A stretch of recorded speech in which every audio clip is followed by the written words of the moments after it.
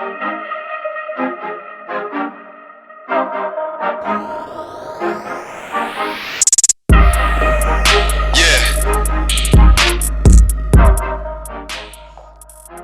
if you work on one of these overarching symptoms or one of these overarching issues, namely metabolism, it can also benefit irregular hormones. Some of the things that might indicate a slow metabolism, one of the ones that really shocked me was hair loss and hair thinning. Welcome to this week's episode of Hotter Than Health. My name is Eliza Gelman, and I'm so happy you're here. Today we have an episode that really it's for everybody, but I created it for the ladies, specifically the ladies in their late 20s, 30s, even early 40s. Truly, I wanted to put together an episode that dove in a little deeper to some of the less common symptoms of a slower metabolism. As I've gotten older and realized that, in my 20s, I would go out, I would eat whatever I wanted. I was always eating healthy. However, I consumed a lot of food. And I would think, oh, okay, well, maybe I had a long weekend, or I went on vacation, or I haven't been working out, or whatever it was. I was like, yeah, after a couple days, I'll feel totally back to normal. I'll feel like my strong, lean, healthy self that I'm used to, and I'm used to getting myself into the shape of. I will say, I'm not putting any I'm not trying to lean into any stigmas. However, I have noticed as I've gotten older, it might be 3 or 4 days, maybe even a full week before I start to feel back to my normal self, where in the past it used to be maybe 1 or 2 or 3 days. All I'm getting at here is as we age, things change. And I don't necessarily think it is only about the way that our metabolism is functioning on the inside. I think a lot of the time as we age, it's just our lifestyle that changes, which affects everything. That is what we're going to get into today. I'm very excited. Some of the uncommon symptoms of a lower metabolism, supplements. What can we do to emphasize and promote a healthy metabolism? And what are some of the things practically that we can be adjusting? I don't want to go too into the weeds of this. Obviously, I'm not a doctor. This is not a recommendation. This isn't me saying, hey, if you have this symptom, you have this. These are simply things that I wanted to do research on, and I figured I would take you all on the journey with me. Before we get into it, quick housekeeping. If you're new here, welcome. We focus on health, wellness, nutrition, functional medicine, and of course, lifestyle from a holistic approach. But truly, if you have found any value in this, please head over to Apple Podcasts and leave us a review, a 5-star review. It's the greatest way for anyone who's looking for this type of podcast to find it. And then if you're listening on Spotify, head over to Spotify and click follow. Again, that way you never miss an episode. This is episode 256, and let's get into it. Looking at how I wanted to present this information, it's going to go in 3 parts. 1, what does your metabolism do for you? What can we expect from it? 2, what are some of the slightly less common symptoms? Of course, we'll go over some of the more broad symptoms. However, what are some of the symptoms that we could be experiencing that we may not necessarily think come from a affected metabolism? And then what can we do about it? Whether it's supplementation, whether it's, seeing your primary care physician, whether it's implementing some of these lifestyle tactics, I think it's really important. When I say metabolism, the way our body works, it's so good at adapting. Our bodies are so great at adapting to our environments, our circumstances, our fuel intake, our energy levels. We are so great at adapting. However, that adaptation, it can be a good thing or a bad thing. Meaning if we're not working out at all, our body will say, oh, it looks like we're not getting any movement in. We don't want to expend many calories. Let's not hold on to as much muscle because it's harder to hold on to. Let's primarily operate with fat. And our body will adapt to that. If for some reason, maybe we're over exercising or we're training really hard, maybe under fueling, the metabolism will be affected because it's saying, hey, you're working your hiney off and not giving us any fuel. How are we supposed to build muscle and fuel you, protect you, and repair you if we aren't getting the building blocks that we need? All of this being said, I know that in any lifestyle, we get busy as we get older. Maybe you have kids. Maybe you're married and you got to help out and in different ways. You're building a house. You're dealing with someone who's sick. Maybe you are sick. Time has just slipped away. And it is a balancing act. But when you come at it from a place of longevity, metabolism is a key indicator in overall health and health span. And what we do not want to do is end up being in our 50s and 60s, getting injured or having zero energy to move and miss out on a huge portion of our life because we feel like, quote unquote, we're just over the hill, or we're just getting tired, or it's all part of the age. We all can think of 50s, 60s, 70s, 80-year-old family members, friends, people that we look up to or know or work with that are living life, like buying motorcycles, going on trips, taking walks, running marathons. And I'm not saying you have to do all of that, but maybe you just want to be able to pick up your grandkids. Maybe you just, again, we're thinking long, big picture. Okay. Metabolic changes are crucial for women, especially in their 30s. Some of the things that I was doing research on, and I'm going to get very honest with y'all here, I was actually looking into a couple of different symptoms that I had been feeling, and it just didn't seem right to me. Some of the things that you might notice in a general way, if your metabolism is slow, is, of course, there's weight gain, fatigue, difficulty losing weight. Maybe you're holding on to weight, you feel like you're doing everything right, but nothing is budging. Affected. Of course, there's hormones and there's all these other things, but an imbalance of metabolism is one of the root causes, also correlated with hormones. We're not going to do a whole hormone episode, but I wanted to put all of these under one umbrella, knowing that, hey, typically if you work on one of these overarching symptoms or one of these overarching issues, namely metabolism, it can also benefit irregular hormones.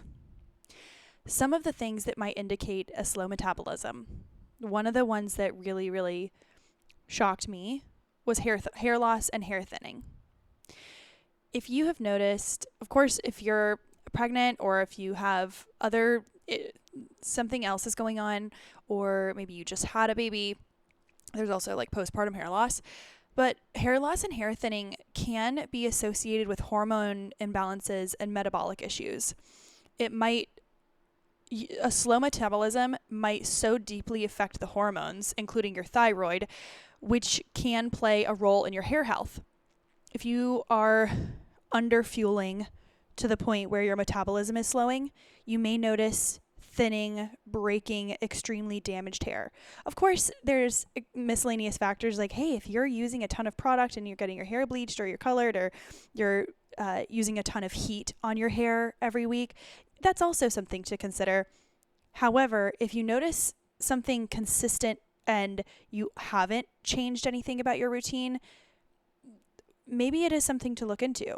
The thyroid, the metabolism, hair loss and hair thinning. The next is an irregular menstrual cycle. Again, coming back to hormones, but hormonal imbalances that relate to a slower metabolism can definitely affect your menstrual cycle. When I was in high school, and this might have happened in middle school, but it wasn't talked about as much. Had to have some electrolytes.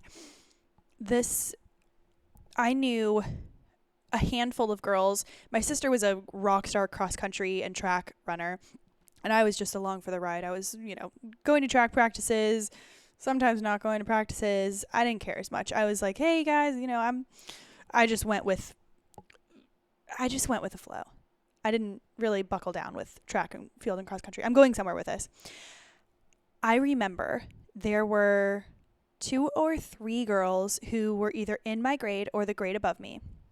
And they each were rock star, and not my sister specifically, but they were each rock star track and cross country girls. They didn't drink. They went to their practices. They got plenty of rest. These were great girls. They were doing everything right. They were, having peanut butter and crackers and their vegetables and having enough protein and getting all their meals and not skipping. And they were doing everything they could, but they were running so much and burning so many calories, not just fat, but they were burning so many calories that their body could not keep up, and they were continuously losing weight. And we think, oh, weight loss, like that's not a bad thing. It is if it's in an unhealthy way and your body doesn't have much weight to lose already. And I remember that there were specifically 2 or 3 girls that struggled with amenorrhea, or however you pronounce it, amenorrhea, which is the loss of your period, or a super, super light or impacted period. And essentially it halts your menstrual cycle due to extreme weight loss or not a high enough body fat percentage to support healthy sex hormones. And I remember thinking like, oh, that's great. They don't get a period. That's dope. Like my young, naive, ignorant self was like, oh, wow, that's great. They don't get a period and they're skinny and they can eat whatever they want. No. It wasn't just their menstrual cycle. This could truly be affecting it could affect hair. It can affect energy. It can create over fatigue where you can't recover from workouts. It can create over exhaustion where you aren't sleeping at all. It can really impact your reproductive hormones in a way that can affect you in the future. And all I know is that if I can think of 2 or 3 girls in high school that this was happening to, I can only imagine how many girls this was actually happening to. And this was in, a group of 15 to 20 girls. It wasn't a small percentage.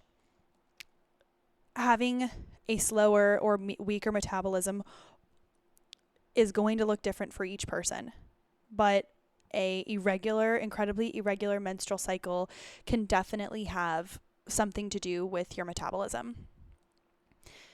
The next is incredibly dry skin and brittle nails. I wanted to put this underneath the hair loss and hair thinning, but I forgot. And this is what got me interested in this topic to begin with, because I genuinely don't feel that I deal with slow metabolism. However, I do deal with cold intolerance. And raise your hand if you're a girl who is constantly freezing.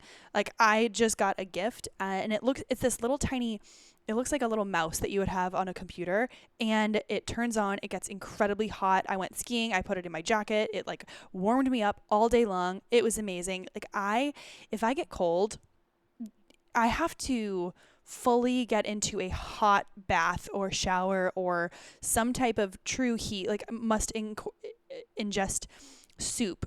Like it's to the point where it's almost Raynaud's and there's no circulation going to my extremities. If you're someone who has struggled with cold, and if you get cold, then you stay cold. Some people run hot, totally cool. I'm jealous. It is a sign of a sluggish metabolism. Of course, there are other things that can lead to cold intolerance and poor circulation and the thyroid hormone. And I'm thinking, honestly, especially with my family history, I need to go get my thyroid checked. I need to go find what is it called? A specific thyroid doctor. Oh, I can't remember. I'll think of it in a little bit. Either way, just an endocrinologist. The cold intolerance is something, if of course, if this is the only symptom that you have and you don't feel like any of the others are affecting you, then maybe you're just someone who's cold. But the cold intolerance is so frustrating, and it can definitely be contributed to hormones due to a slow metabolism. I'm not going to really get into many of the others. The two that I had written down that I won't go too far into is high cholesterol and insulin resistance. The high cholesterol, like elevated cholesterol levels, the LDL, which is quote unquote the bad cholesterol, it can be associated with metabolic issues. And we know high cholesterol goes into having a higher risk of cardiovascular issues or diseases. So it could affect the metabolism, can definitely affect the bad cholesterol, something to be cautious of, especially for those. I know I have a lot of loved ones, friends that have loved ones who are concerned about parents who have high cholesterol. And it's one of those things where you look at it and you say, like, you cannot change someone else's lifestyle, only they can do that. And these are those secret scary things: the high cholesterol, the insulin resistance, the elevated heart rate, blood pressure. These are things that we don't really see them, but they're some of the most significant. And then there's insulin resistance, which the body is like less responsive to insulin, and it can lead to high blood sugar levels, which can lead to type 2 diabetes. And you know what? Here's a fun fact. Here is a fun fact for all of you. I was watching something, and I don't know what the accreditation is. I think it was on Instagram. But I was listening to maybe it was a TED Talk speaker, someone who had some sort of credibility. But again, look, we're just here to have a conversation. Hello. I heard that other countries aren't even calling. It was one of these two things. Other countries do not even label dementia or Alzheimer's. They simply call it type 3 diabetes.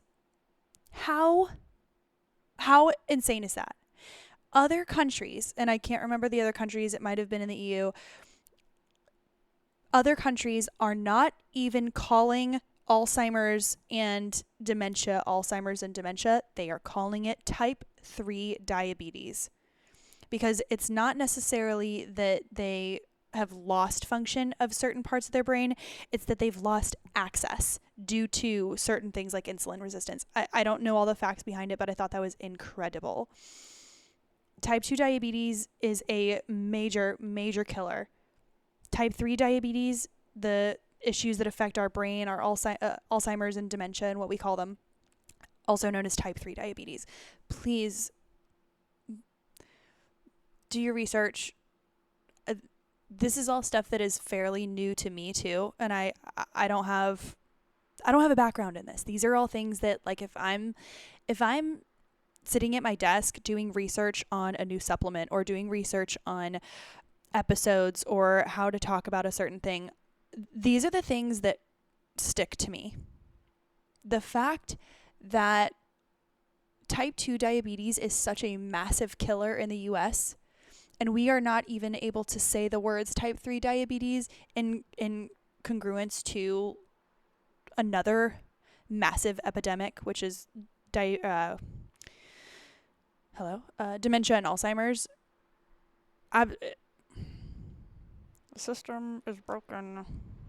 Not all the way broken, but it's pretty messed up. Okay, to recap some of the symptoms that we might not have thought about with a lower metabolism: hair loss or hair thinning, menstrual cycles, that went with dry and brittle nails as well, cold intolerance, high cholesterol levels, and insulin resistance. And then I also wanted to go into, all right, what do we do about these things? What do we do about these things? I wanted to put these in, again, I'm not trying to diagnose or tell you exactly what to do. If I were someone who was struggling with low metabolism and I didn't want to necessarily go on medicine and I was starting from baseline, this is how I would prioritize. This is how I would prioritize a few different things to do. I had to have a little bit of water again. Mouth gets dry. Hope you guys are all doing great and having a great day. But I will say, I am drinking my electrolytes, but you know that I started my day with my Organifi greens juice. I have had more messages in the past month and a half saying, hey, what's your code? Hey, what's your code? Hey, what's your code for the Organifi greens juice? I am bringing a big, fat, full package of it to Mexico this weekend. I'm heading out on Wednesday, bringing a massive full pack of it because I am telling you, when we travel, and especially if there's alcohol involved or time change or irregular sleep cycles, starting the day, filling your cup with greens and filling in the nutritional gaps that you know you're not going to be filling throughout the day, it is a game changer. I can't tell you how many people have said, hey, can you bring the greens because I don't want to be constipated on this trip? Hey, can you bring the greens? Or, hey, I want to order some for my friends and family. It's the gift that keeps on giving. And nobody has ever said, oh, God, I would never. And nobody's ever said, oh, yeah, didn't like those. Those didn't work. I'm telling you, they're life-changing. They're life-giving, nutrient-dense. They've got adaptogens that help to ease and manage stress. We drink these before our coffee. We stabilize, we remineralize, and we feel great throughout the day. Make sure you're checking out the green apple flavor. That is my favorite, along with all of the other products that Organifi has. I love that they are glyphosate residue free, which means that they check for pesticides and heavy metals in their products, which not a lot of other companies do. You can use the code HTH. Again, use the code HTH, Hotter Than Health, HTH at checkout for 20% off. You will not find that discount on their website. I'll put the link in the show notes, but if you for some reason forget, it is all over my Instagram. I have a ElizaG_wellness whole highlight on Organifi, and the code is just HTH. Check it out.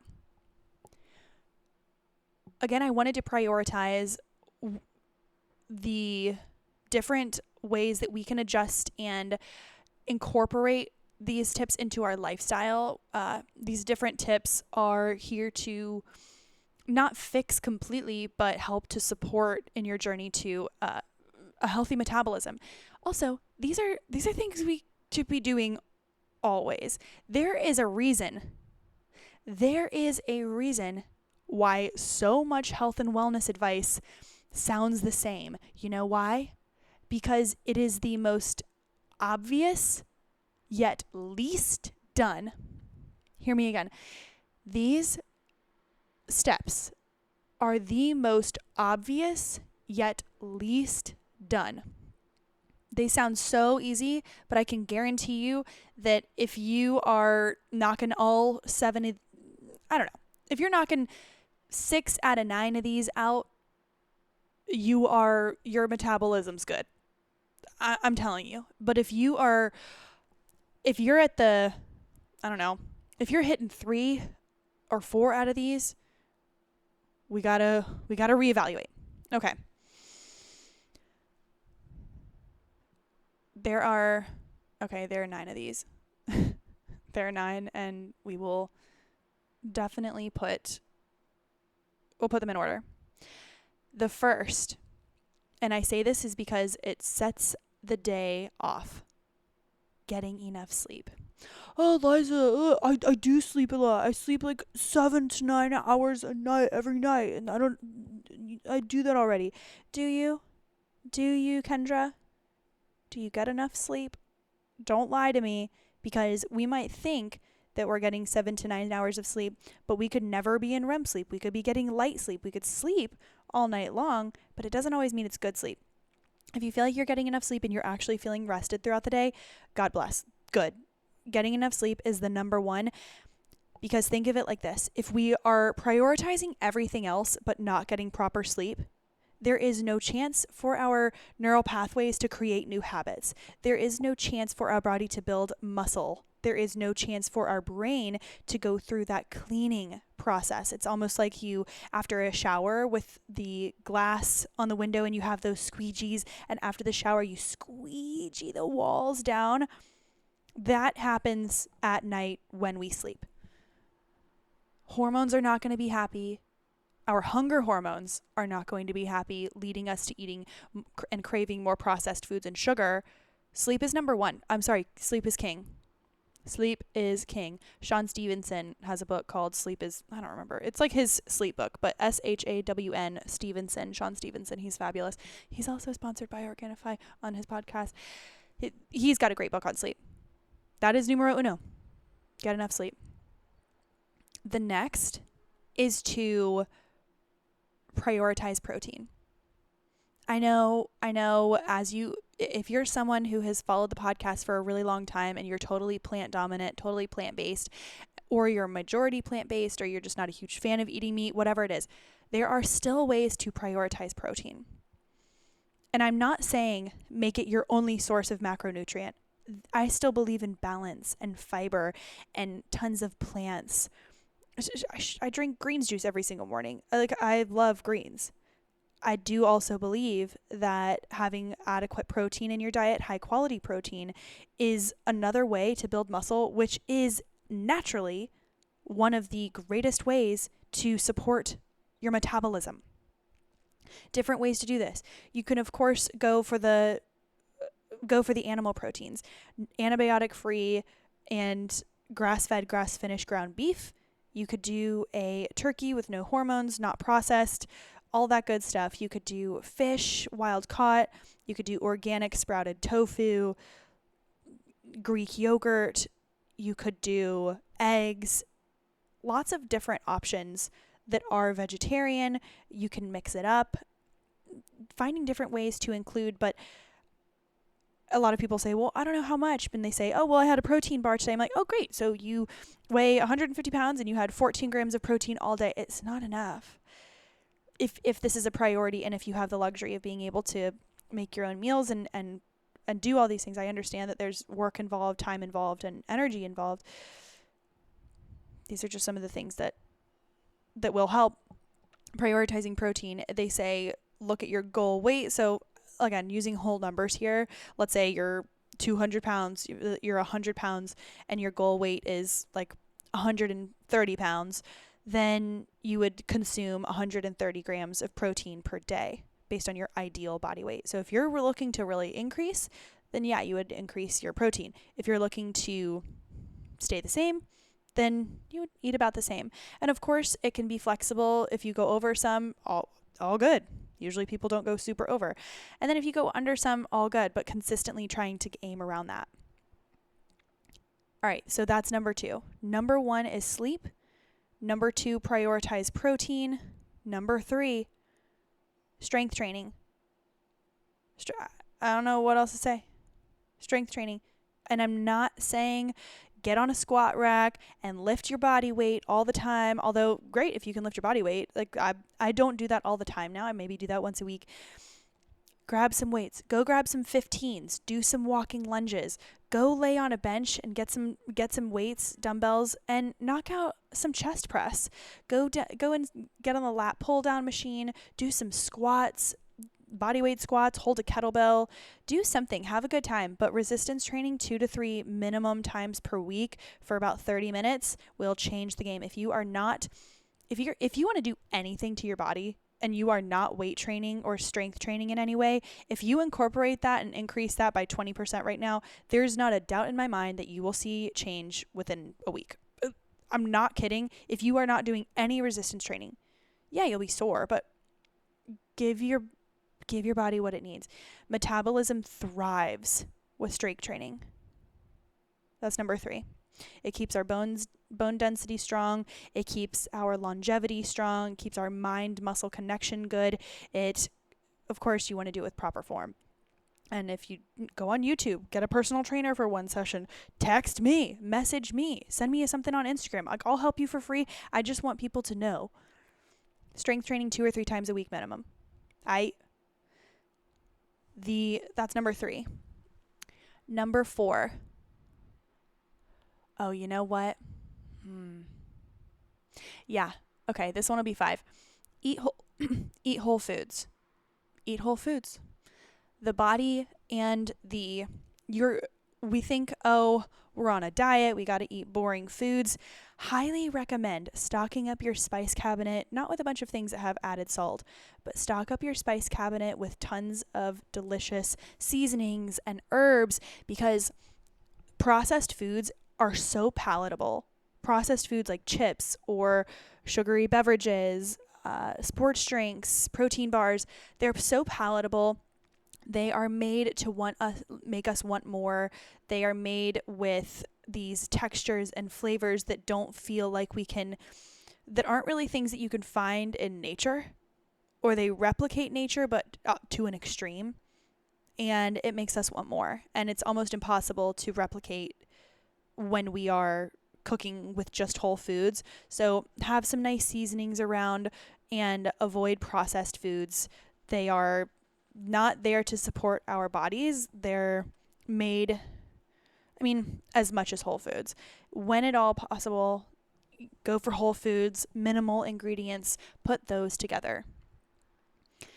That was 5, or that was 4. That was 4. 5, again, we're not going to go into all of these. Here's one. Limit your alcohol consumption. I say limit alcohol consumption, and I'm going to put this on the same priority as stay hydrated. And I say that as not even number 1, even though it's super important. But if you're reducing the amount of alcohol, you are less likely to become dehydrated. If you are consistently drinking alcohol, you are more likely to become dehydrated. And if you are not limiting alcohol, there's a 100% chance, zero probability that it won't happen, that your sleep will be affected. Your sleep will 100% be affected if you have even one drink an hour before bed. Give yourself a couple of hours before bed that you stop drinking if you are going to be drinking. Make sure you're hydrating the next day. I'm telling you, have a greens juice. Get some movement in. Do something to let your lymphatic system the next day drain some of any of the toxins out, and to reduce the amount of anxiety that we have, that we typically cure by eating processed foods or going towards comfort foods, sugar, quick fix, more alcohol. The alcohol, it's damaging in all ways. It's damaging to the mind, damaging to the body. I'm also not here to say that I never drink or that I've never drank. Like, I used to drink a ton. I used to drink a ton more than I do now. And it's not really for me anymore. However, I do it on occasion and I enjoy it, knowing that 90% of my nights I do not. And people are like, oh, well, don't drink this kind of alcohol, or liquor before your beer, blah, blah, blah. Like, just drink more water with it. I can't emphasize it enough. 20 shots of tequila or 20 shots of tequila, no matter how you cut it. And I don't care if you're like, well, I'm only hungover because I had one beer after, one beer first, or one glass of wine before. It's the consumption is still, yes, there are definitely like techniques you can use. Stay hydrated, get good sleep, get whole foods. Your body will thank you and reward you.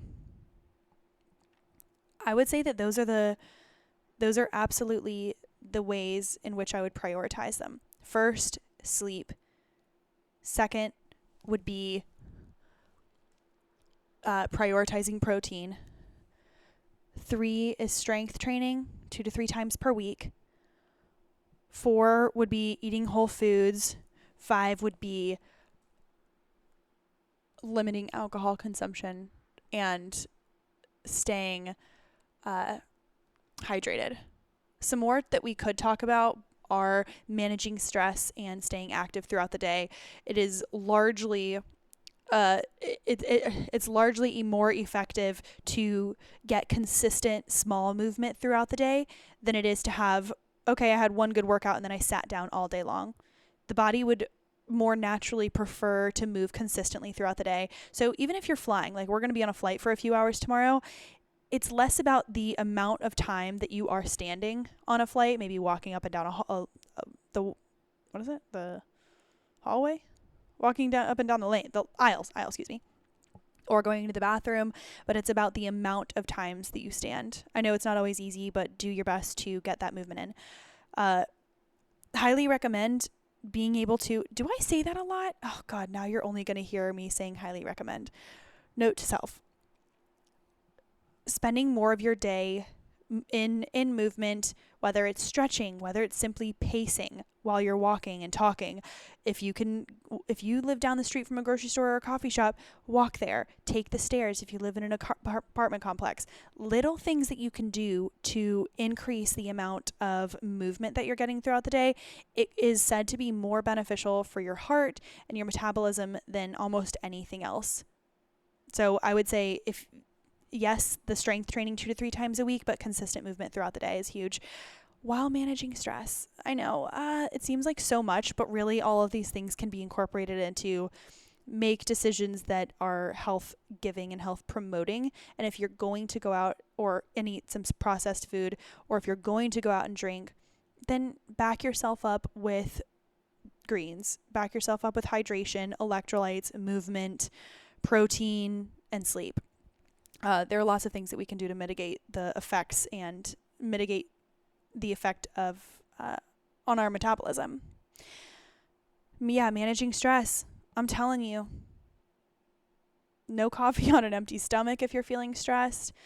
Have some type of fat in your coffee in the morning if you are waking up and consuming coffee immediately, but you're also complaining about stress. Like, there's a correlation. Wow.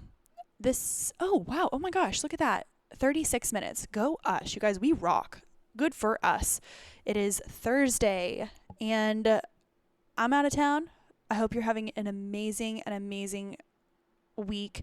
Haven't really been posting much on Instagram lately. However, I do feel like this trip to Mexico, it's just going to be so full of love, friendship, laughter.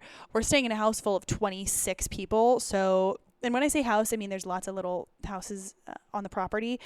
And I am like, God bless us all, because this is going to be quite a trip. We are so excited. One of our best friends is getting married, and we're going to be out in Mexico. We're going to scuba. We're going to celebrate. We're going to toast to love. We're going to dance. And I'm just so happy for the beautiful couple. If you haven't already, make sure you subscribe on Spotify, leave us 5 stars and a review on Apple Podcast. It is absolutely seen, felt, heard, and so much gratitude. Enjoy this week. Would love any feedback. Feel free to reach out, and I hope to hear from you all. And otherwise, we will talk to you next Thursday.